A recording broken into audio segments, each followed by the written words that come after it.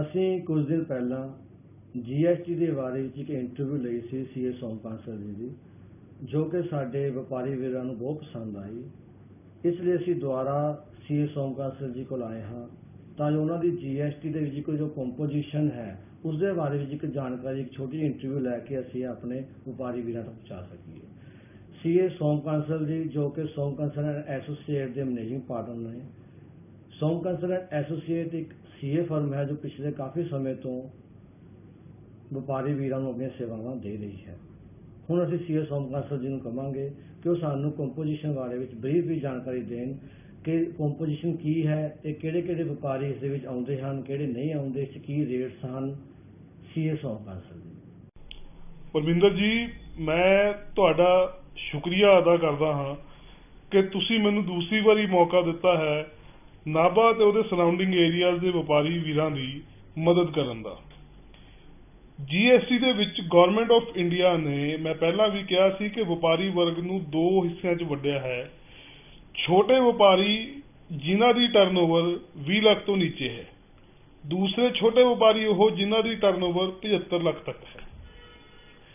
ਜਿਹੜੇ 20 ਲੱਖ ਤੋਂ ਨੀਚੇ ਹੀ ਟਰਨਓਵਰ ਵਾਲੇ ਵਪਾਰੀ ਵੀਰ ਨੇ, ਉਹਨਾਂ ਨੂੰ ਰਜਿਸਟ੍ਰੇਸ਼ਨ ਕਰਵਾਉਣ ਦੀ ਕੋਈ ਜ਼ਰੂਰੀ ਨਹੀਂ ਹੈ GST ਦੇ ਵਿੱਚ।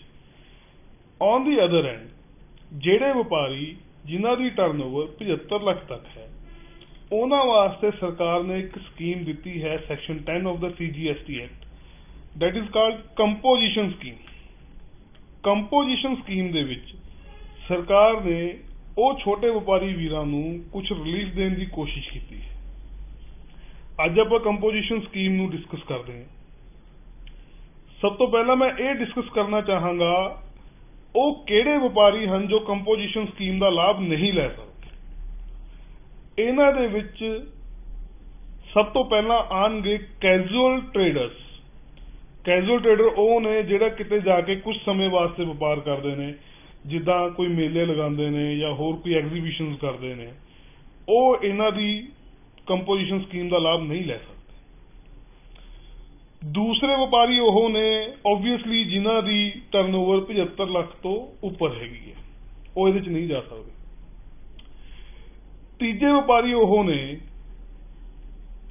ਜਿਹੜੇ ਕਿ ਇੰਟਰਸਟੇਟ ਸਪਲਾਈ ਕਰਦੇ ਨੇ। ਕੋਈ ਵੀ ਸਮਾਨ ਜੇ ਭੇਜਣਾ ਹੈ ਕਿਸੇ ਨੇ ਪੰਜਾਬ ਤੋਂ ਬਾਹਰ, ਉਹ ਇਹਦਾ ਫਾਇਦਾ ਨਹੀਂ ਲੈ ਸਕਦੇ। ਈ-ਕਾਮ ਆਪਰੇਟਰਸ ਹੋ ਗਏ ਜਾਂ ਮੈਨੂਫੈਕਚਰਰਸ ਆਫ ਆਈਸਕ੍ਰੀਮ, ਪਾਨ ਮਸਾਲਾ ਤੇ ਟਬੈਕੋ, ਇਹ ਜਿਹੜੇ ਨੇ ਇਹ ਕੰਪੋਜੀਸ਼ਨ ਸਕੀਮ ਦਾ ਲਾਭ ਨਹੀਂ ਲੈ ਸਕਦੇ। ਉਸ ਨੂੰ ਵੀ ਕੰਪੋਜੀਸ਼ਨ ਲੈਣ ਦਾ ਕੋਈ ਫਾਇਦਾ ਨਹੀਂ ਹੈ ਜਿਹੜਾ ਕਿ ਉਹ ਗੁਡਸ ਦੇ ਵਿੱਚ ਡੀਲ ਕਰ ਰਹੇ ਆ ਜਿਹੜੀਆਂ ਕਿ ਟੈਕਸੇਬਲ ਨਹੀਂ ਹੈਗੀਆਂ GST ਦੇ ਵਿੱਚ। ਹੁਣ ਕੰਪੋਜੀਸ਼ਨ ਦੇ ਰੇਟ ਕੀ ਨੇ? ਕੰਪੋਜੀਸ਼ਨ ਦੇ ਵਿੱਚ ਮੈਨੂਫੈਕਚਰਰ ਨੂੰ 2% ਦੇਣਾ ਹੈ, ਰੈਸਟੋਰੈਂਟ ਵਾਲੇ ਨੂੰ 5% ਦੇਣਾ ਹੈ, ਟ੍ਰੇਡਰ ਨੂੰ 1% ਦੇਣਾ ਹੈ ਆਪਣੀ ਐਗਰੀਗੇਟ ਟਰਨਓਵਰ ਦਾ। ਹੁਣ ਇਸ ਟਰਨਓਵਰ ਦੇ ਵਿੱਚ ਕੁਝ ਵਪਾਰੀ ਵੀਰਾਂ ਨੂੰ ਇਹ ਭੁਲੇਖਾ ਹੈ ਕਿ ਜੇਕਰ ਅਸੀਂ ਟਰਨਓਵਰ ਦੇ ਵਿੱਚ if we are dealing in taxable supplies as well as exempted supplies or nil rated supplies, ਤਾਂ ਮੈਂ ਕਹਿਣਾ ਚਾਹਾਂਗਾ ਕਿ ਟੈਕਸ ਦੇਣਾ ਹੈ ਟੋਟਲ ਟਰਨਓਵਰ ਦੇ ਉੱਪਰ, ਚਾਹੇ ਉਹ ਐਗਜ਼ੈਂਪਟਡ ਹੈ ਚਾਹੇ ਉਹ ਟੈਕਸੇਬਲ ਹੈ, ਦੋਨਾਂ ਨੂੰ ਜੋੜ ਕੇ ਜਿੰਨੀ ਟਰਨਓਵਰ ਬਣੇਗੀ ਉਸ ਦੇ ਉੱਪਰ ਟੈਕਸ ਦੇਣਾ ਹੈ। ਐਸੀ ਕੋਈ ਪ੍ਰੋਵੀਜ਼ਨ ਨਹੀਂ ਹੈ ਕਿ ਐਗਜ਼ੈਂਪਟ ਸਪਲਾਈਜ਼ ਉਹਦੇ ਵਿੱਚੋਂ ਬਾਹਰ ਕਰ ਦਿੱਤੀਆਂ ਜਾਣਗੀਆਂ ਤੇ ਸਿਰਫ ਟੈਕਸੇਬਲ ਸਪਲਾਈਜ਼ ਦੇ ਉੱਤੇ ਤੁਸੀਂ ਟੈਕਸ ਦੇਣਾ ਹੈ। ਹੁਣ ITC ਦੀ ਕੀ ਪ੍ਰਾਵਧਾਨ ਕੀਤੇ ਹੋਏ ਨੇ? ਕੰਪੋਜੀਸ਼ਨ ਸਕੀਮ ਦੇ ਵਿੱਚ ਤੁਹਾਨੂੰ ਕੋਈ ਵੀ ITC ਨਹੀਂ ਮਿਲੇਗਾ।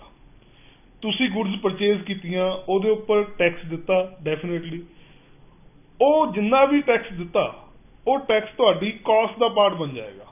ਉਹਦੇ ਅਗੇਂਸਟ ਤੁਹਾਨੂੰ ਕੋਈ ਵੀ ITC ਨਹੀਂ ਮਿਲੇਗਾ। On the other end, you will have to pay a tax on the total turnover. ਤੁਸੀਂ ਟਰਨਓਵਰ ਤੇ ਜਿਹੜਾ ਟੈਕਸ ਜਿੰਨਾ ਵੀ ਹੈਗਾ ਜਿਹਦੇ ਉੱਪਰ ਲੱਗਦਾ ਹੈ ਉਹ ਪੇ ਕਰਨਾ ਹੀ ਹੈ। ITC ਤੁਹਾਨੂੰ ਕੋਈ ਨਹੀਂ ਮਿਲੇਗਾ। ਰਿਵਰਸ ਚਾਰਜ ਮੈਕੈਨਿਜ਼ਮ ਜਿਹੜਾ ਹੈਗਾ ਉਹ ਕੰਪੋਜੀਸ਼ਨ ਵਾਲੇ ਡੀਲਰ ਦੇ ਉੱਤੇ ਐਪਲੀਕੇਬਲ ਹੈ। ਜਦੋਂ ਵੀ ਕੋਈ ਰਜਿਸਟਰਡ ਬੰਦਾ ਕਿਸੇ ਅਨਰਜਿਸਟਰਡ ਬੰਦੇ ਤੋਂ ਕੋਈ ਸਮਾਨ ਖਰੀਦਦਾ ਹੈ ਜਾਂ ਕੋਈ ਸਪਲਾਈ ਸਰਵਿਸ ਲੈਂਦਾ ਹੈ, ਉਹ ਉਹਦੇ ਉੱਪਰ ਬਣਦਾ ਹੋਇਆ ਟੈਕਸ ਰਿਵਰਸ ਚਾਰਜ ਦੇ ਵਿੱਚ ਜਮ੍ਹਾਂ ਕਰਵਾਏਗਾ। ਜੇਕਰ ਇੱਕ ਕੰਪੋਜੀਸ਼ਨ ਡੀਲਰ ਕੋਈ ਅਨਰਜਿਸਟਰਡ ਬੰਦੇ ਤੋਂ ਸਪਲਾਈ ਲੈਂਦਾ ਹੈ, ਉਹਦੇ ਉੱਪਰ ਰਿਵਰਸ ਚਾਰਜ ਉਹਨੂੰ ਪੇ ਕਰਨਾ ਪਏਗਾ, ਲੇਕਿਨ ਉਹਦਾ ITC ਉਹਨੂੰ ਪ੍ਰਾਪਤ ਨਹੀਂ ਹੋਏਗਾ। ਇਸੇ ਤਰ੍ਹਾਂ ਦੂਸਰੇ ਪਾਸੇ ਜੇਕਰ ਕੋਈ ਵੀ ਰਜਿਸਟਰਡ ਬੰਦਾ ਕਿਸੇ ਕੰਪੋਜੀਸ਼ਨ ਸਕੀਮ ਵਾਲੇ ਡੀਲਰ ਤੋਂ ਕੋਈ ਮਾਲ ਪਰਚੇਜ਼ ਕਰਦਾ ਹੈ ਤਾਂ ਉਹਨੂੰ ਰਿਵਰਸ ਚਾਰਜ ਦੇਣ ਦੀ ਕੋਈ ਜ਼ਰੂਰਤ ਨਹੀਂ ਹੈ। ਇਹ ਵੀ ਮਿਥ ਹੈਗਾ ਕਿ ਜੇਕਰ ਇੱਕ ਰਜਿਸਟਰਡ ਬੰਦਾ ਕਿਸੇ ਕੰਪੋਜੀਸ਼ਨ ਡੀਲਰ ਤੋਂ ਕੋਈ ਸਮਾਨ ਖਰੀਦਦਾ ਹੈ ਤਾਂ ਸ਼ਾਇਦ ਉਹਨੂੰ ਰਿਵਰਸ ਚਾਰਜ ਦੇ ਵਿੱਚ ਉਹਦਾ ਟੈਕਸ ਦੇਣਾ ਪਏਗਾ। ਐਸਾ ਨਹੀਂ ਹੈਗਾ, because the composition dealer is already registered itself, ਉਹ ਵੀ ਤਾਂ ਇੱਕ ਰਜਿਸਟਰਡ ਬੰਦਾ ਹੈਗਾ, ਇਸ ਲਈ ਉਹਨੂੰ ਕੁਝ ਦੇਣ ਦੀ ਜ਼ਰੂਰਤ ਨਹੀਂ ਹੈਗੀ। ਹੁਣ ਆਪਾਂ ਗੱਲ ਕਰਦੇ ਹਾਂ ਜੀ ਰਿਟਰਨਾਂ ਦੀ, ਬਿੱਲ ਕਿੱਦਾਂ ਦਾ ਦੇਣਾ ਹੈ। ਕੰਪੋਜੀਸ਼ਨ ਡੀਲਰ ਵਾਲੇ ਬੰਦੇ ਨੇ ਇੱਕ ਸਪੈਸੀਫਿਕ ਫਾਰਮੈਟ ਦੇ ਵਿੱਚ ਰਿਕੁਆਇਰਮੈਂਟਸ ਦੇ ਨਾਲ ਬਿੱਲ ਆਫ ਸਪਲਾਈ ਦੇਣਾ ਹੈ। GST ਐਕਟ ਦੇ ਵਿੱਚ ਦੋ ਚੀਜ਼ਾਂ ਮੈਂਸ਼ਨ ਕੀਤੀਆਂ ਗਈਆਂ ਨੇ ਬਿਲਿੰਗ ਦੇ ਲਈ। ਪਹਿਲਾ ਤਾਂ ਹੈਗਾ ਬਿੱਲ ਆਫ ਸਪਲਾਈ, ਦੂਸਰਾ ਹੈਗਾ ਟੈਕਸ ਇਨਵੋਇਸ। ਟੈਕਸ ਇਨਵੋਇਸ ਜਿਹੜਾ ਹੈ ਉਹ ਰਜਿਸਟਰਡ ਬੰਦੇ ਨੇ ਦੇਣਾ ਹੈ ਅਦਰ ਦੈਨ ਕੰਪੋਜ਼ਿਟ ਡੀਲਰ। ਜਿਹੜਾ ਕੰਪੋਜੀਸ਼ਨ ਵਾਲਾ ਡੀਲਰ ਭਰਾ ਹੈਗਾ ਆਪਣਾ, ਉਹਨੇ ਸਿਰਫ ਬਿੱਲ ਆਫ ਸਪਲਾਈ ਦੇਣਾ ਹੈ। ਬਿੱਲ ਆਫ ਸਪਲਾਈ ਦੇ ਵਿੱਚ ਉਹਨੇ ਕੋਈ ਟੈਕਸ ਨਹੀਂ ਲਗਾਉਣਾ। This is something like retail invoice as issued earlier. ਜਿੱਦਾਂ ਪਹਿਲਾਂ ਰਿਟੇਲ ਇਨਵੋਇਸ ਦਿੰਦੇ ਸੀ, ਉਹਨੂੰ ਬਦਲ ਕੇ ਬਿੱਲ ਆਫ ਸਪਲਾਈ ਕਰ ਦਿੱਤਾ ਹੈਗਾ, ਉਹ ਦੇਣਾ ਹੈਗਾ ਬੰਦੇ ਨੇ। ਰਿਟਰਨਸ ਕਿਹੜੀਆਂ ਨੇ? ਕੰਪੋਜੀਸ਼ਨ ਵਾਲੇ ਡੀਲਰ ਨੇ ਕੁਆਰਟਰਲੀ ਰਿਟਰਨ ਫਾਈਲ ਕਰਨੀ ਹੈਗੀ ਹੈ। ਇਨ GSTR 4 18 ਤਾਰੀਖ ਤੋਂ ਪਹਿਲਾਂ ਇੱਕ ਕੁਆਰਟਰ ਜਦੋਂ ਖਤਮ ਹੁੰਦਾ ਹੈ, ਅਗਲੇ ਮਹੀਨੇ ਦੀ 18 ਤਰੀਕ ਤੋਂ ਪਹਿਲਾਂ ਉਹਨੇ ਆਪਣੀ ਰਿਟਰਨ ਆਨਲਾਈਨ ਸਬਮਿਟ ਕਰਨੀ ਹੈ। ਹਾਲਾਂਕਿ ਦੂਜੇ ਜਿਹੜੇ ਸਪਲਾਇਰਸ ਨੇ ਉਹਨਾਂ ਨੇ ਆਪਣੀਆਂ ਮੰਥਲੀ ਰਿਟਰਨਸ ਦੇਣੀਆਂ ਨੇ। ਇਹ ਇੱਕ ਮੇਜਰ ਰਿਲੀਫ ਹੈ ਜੋ ਕਿ ਕੰਪੋਜੀਸ਼ਨ ਵਾਲੇ ਡੀਲਰ ਨੂੰ ਦਿੱਤਾ ਗਿਆ ਹੈਗਾ ਕਿ ਤੁਸੀਂ ਆਪਣਾ ਹਰ ਇੱਕ ਕੁਆਰਟਰ ਤੋਂ ਬਾਅਦ ਇੱਕ ਰਿਟਰਨ ਦੇਣੀ ਹੈਗੀ ਆ। At the end of the year ਤੁਸੀਂ ਇੱਕ ਕੰਸੋਲੀਡੇਟਡ ਸਮਰੀ ਦੇਣੀ ਹੈਗੀ ਆ। ਤਾਂ ਕੁੱਲ ਮਿਲਾ ਕੇ ਕੰਪੋਜੀਸ਼ਨ ਵਾਲੇ ਡੀਲਰ ਨੂੰ 5 ਰਿਟਰਨਾਂ ਦੇਣ ਦੀ ਜ਼ਰੂਰਤ ਹੈਗੀ ਹੈ। ਕੋਈ ਵੀ ਵਪਾਰੀ ਭਰਾ ਜਿਹਨੇ ਕੰਪੋਜੀਸ਼ਨ ਸਕੀਮ ਦਾ ਲਾਭ ਲੈਣਾ ਹੈ, ਚਾਹੇ ਉਹ ਨਵਾਂ ਬਿਜ਼ਨਸ ਕੀਤਾ ਹੈ, ਚਾਹੇ ਮਾਈਗ੍ਰੇਸ਼ਨ ਕੀਤੀ ਹੈਗੀ ਆ, ਉਸ ਬੰਦੇ ਨੇ ਆਨਲਾਈਨ ਇੱਕ ਰਿਕੁਐਸਟ ਪੋਸਟ ਕਰਨੀ ਹੈ ਕਿ ਉਹ ਕੰਪੋਜੀਸ਼ਨ ਦੇ ਵਿੱਚ ਜਾਣਾ ਚਾਹੁੰਦਾ ਹੈਗਾ। ਜਦੋਂ ਕੰਪੋਜੀਸ਼ਨ ਡੀਲਰ ਨੂੰ ਰਜਿਸਟ੍ਰੇਸ਼ਨ ਮਿਲ ਜਾਏਗੀ, ਉਸ ਤੋਂ ਬਾਅਦ ਉਹਨੇ ਆਪਣੇ ਸਟਾਕ ਦਾ ਵੇਰਵਾ ਦੇਣਾ ਕਿ ਉਹਦੇ ਕੋਲ ਸਟਾਕ ਕਿੰਨਾ ਪਿਆ ਸੀ। ਇਹ ਉਸ ਦਿਨ ਦਾ ਵੇਰਵਾ ਹੈ ਜਿਸ ਦਿਨ ਉਹਨੇ ਐਪਲੀਕੇਸ਼ਨ ਦਿੱਤੀ ਹੈ, ਉਸ ਤੋਂ ਬਿਲਕੁਲ ਪ੍ਰੀਵੀਅਸ ਡੇ ਦੇ ਵਿੱਚ ਕਲੋਜ਼ਿੰਗ ਬੈਲੈਂਸ ਸਟਾਕ ਦਾ ਕੀ ਸੀ। ਇੱਥੇ ਇੱਕ ਗੱਲ ਇਹ ਧਿਆਨ ਰੱਖਣ ਵਾਲੀ ਹੈ ਕਿ ਕੋਈ ਬੰਦਾ ਜਦੋਂ ਕੰਪੋਜੀਸ਼ਨ ਰਜਿਸਟ੍ਰੇਸ਼ਨ ਲੈਂਦਾ ਹੈ, ਕੰਪੋਜੀਸ਼ਨ ਨੂੰ ਓਪਟ ਕਰਦਾ ਹੈ, ਤਾਂ ਜਿੰਨਾ ਸਟਾਕ ਉਹਦੇ ਕੋਲੇ ਪਿਆ ਹੈ ਉਹਦੇ ਉੱਪਰ ਉਹਨੇ ਟੈਕਸ ਪੇ ਕਰਨਾ ਹੈ। ਟੈਕਸ ਕਿੱਦਾਂ ਪੇ ਕਰਨਾ ਜੀ? ਜਦੋਂ ਹੁਣ GST ਦੇ ਵਿੱਚ ਇੱਕ ਇਹਨਾਂ ਨੇ ਸਕੀਮ ਦਿੱਤੀ ਹੈਗੀ ਹੈ electronic credit ledger, electronic cash ledger. ਜੇਕਰ ਉਹਦਾ ਕੋਈ ਕ੍ਰੈਡਿਟ ਪਹਿਲਾਂ ਵੈਟ ਦੇ ਵਿੱਚ ਪਿਆ ਸੀ, ਉਹ ਮਾਈਗ੍ਰੇਟ ਹੋ ਕੇ ਕ੍ਰੈਡਿਟ ਲੈਜਰ ਦੇ ਵਿੱਚ ਚਲਾ ਜਾਏਗਾ। ਜਦੋਂ ਉਸ ਬੰਦੇ ਨੇ ਕੰਪੋਜੀਸ਼ਨ ਨੂੰ ਲੈਣਾ ਹੈ ਤਾਂ ਜਿੰਨਾ ਉਹਦਾ ਟੈਕਸ ਬਣਦਾ ਹੈ ਉਹ ਸਭ ਤੋਂ ਪਹਿਲਾਂ ਇਲੈਕਟ੍ਰੋਨਿਕ ਕ੍ਰੈਡਿਟ ਲੈਜਰ ਨੂੰ ਡੈਬਿਟ ਕੀਤਾ ਜਾਏਗਾ। ਉਸ ਤੋਂ ਬਾਅਦ ਜੇਕਰ ਕੋਈ ਬੈਲੈਂਸ ਉਸ ਲੈਜਰ ਦੇ ਵਿੱਚ ਬਚ ਗਿਆ ਹੈ ਤਾਂ ਉਹ ਲੈਪਸ ਹੋ ਜਾਏਗਾ, ਖਤਮ ਹੋ ਜਾਏਗਾ। ਔਨ ਦੀ ਅਦਰ ਐਂਡ ਜੇਕਰ ਕੋਈ ਬੈਲੈਂਸ ਪੇਮੈਂਟ ਕਰਨੀ ਬਣਦੀ ਹੈ ਤਾਂ ਉਸ ਬੰਦੇ ਨੂੰ ਪੇਮੈਂਟ ਉਹਦੀ ਕਰਨੀ ਪਏਗੀ। ਇੱਥੇ ਮੈਂ ਇੱਕ ਤੁਹਾਡਾ ਧਿਆਨ ਖਿੱਚਣਾ ਚਾਹਾਂਗਾ ਕਿ ਜਿਸ ਦਿਨ ਵੀ ਵਪਾਰੀ ਭਰਾ ਦੀ ਟਰਨਓਵਰ 75 ਲੱਖ ਕ੍ਰਾਸ ਕਰ ਜਾਂਦੀ ਹੈ, ਉਸੇ ਦਿਨ ਤੋਂ ਕੰਪੋਜੀਸ਼ਨ ਵਾਲੀ ਸਕੀਮ ਨੂੰ ਖਤਮ ਮੰਨ ਲਿਆ ਜਾਏਗਾ ਆਟੋਮੈਟਿਕਲੀ। ਉਹਦੇ 7 ਦਿਨਾਂ ਦੇ ਵਿੱਚ ਵਪਾਰੀ ਭਰਾ ਨੇ ਇੰਟੀਮੇਸ਼ਨ ਦੇਣੀ ਹੈ ਸਰਕਾਰ ਨੂੰ ਕਿ ਮੈਂ ਕੰਪੋਜੀਸ਼ਨ ਤੋਂ ਬਾਹਰ ਆਉਣਾ ਚਾਹੁੰਦਾ ਹੈਗਾ ਕਿਉਂਕਿ ਮੇਰੀ ਟਰਨਓਵਰ 75 ਲੱਖ ਰੁਪਏ ਕ੍ਰਾਸ ਕਰ ਗਈ। ਇੱਥੇ ਮੈਂ ਇਹ ਵੀ ਦੱਸਣਾ ਚਾਹੂੰਗਾ ਕਿ ਜਿਸ ਤਰ੍ਹਾਂ ਕੰਪੋਜੀਸ਼ਨ ਦੇ ਜਾਣ ਵੇਲੇ ਤੁਸੀਂ ਸਟਾਕ ਦੇ ਉੱਤੇ ਟੈਕਸ ਪੇ ਕੀਤਾ ਸੀ, ਉਸੇ ਤਰ੍ਹਾਂ ਜਦੋਂ ਇੱਕ ਵਪਾਰੀ ਕੰਪੋਜੀਸ਼ਨ ਤੋਂ ਬਾਹਰ ਨਿਕਲ ਕੇ ਨਾਰਮਲ ਸਟਰੀਮ ਦੇ ਵਿੱਚ ਆਏਗਾ ਤਾਂ ਉਹਦੇ ਵਿੱਚ ਜਿੰਨਾ ਉਹਦੇ ਕੋਲੇ ਸਟਾਕ ਉਸ ਟਾਈਮ ਅਵੇਲੇਬਲ ਹੋਏਗਾ, ਉਹਦੇ ਉੱਪਰ ਜਿੰਨਾ ਕ੍ਰੈਡਿਟ ਬਣਦਾ ਹੋਏਗਾ ਉਹ ਉਸ ਨੂੰ ਅਲਾਉ ਕੀਤਾ ਜਾਏਗਾ। Now we discuss about the conditions that are levied on the composite dealers। Composition ਵਾਲੇ ਡੀਲਰ ਦੇ ਉੱਪਰ ਕੰਡੀਸ਼ਨਸ ਕੀ ਲਗਾਈਆਂ ਨੇ।